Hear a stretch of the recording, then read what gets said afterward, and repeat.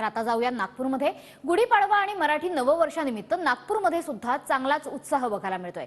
नागपूरच्या लक्ष्मीनगर चौकातून भव्य शोभायात्रा काढण्यात येते। ढोल ताशांच्या गजरात नववर्षाचं स्वागत करण्यात येते। देवेंद्र फडणवीस आणि केंद्रीय मंत्री नितीन गडकरी यांच्या हस्ते विकासाची गुढी सुद्धा उभारली जाणार। याला मारू नको म्हणून झालं। आपल्या सोबत प्राजक्ता माळी आहे। प्राजक्ता, काय सांगशील, आज नागपुरात सहभागी होतोय, भव्य अशी ही शोभायात्रा निघालेली आहे। सगळ्यात आधी तुम्हा सगळ्यांना नवीन वर्षाच्या हार्दिक शुभेच्छा, गुढीपाडव्याच्या हार्दिक शुभेच्छा।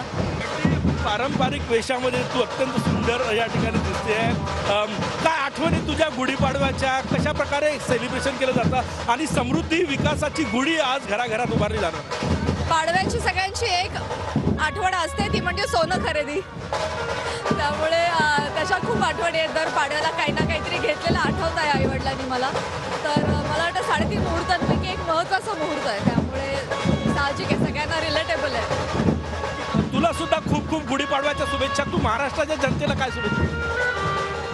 आज खऱ्या अर्थानं हिंदू नववर्ष सुरू होत आहे। शालिवाहन शक सुरू होत आहे। चैत्र शुद्ध प्रतिपदा आहे। तर 1 जानेवारी नव्हे, पाडवा हे आपलं नववर्ष आहे आणि या नववर्षाचं अतिशय जल्लोषात स्वागत करा आणि संकल्प करा आणि ते पूर्ण करण्याचा नक्की प्रयत्न करा।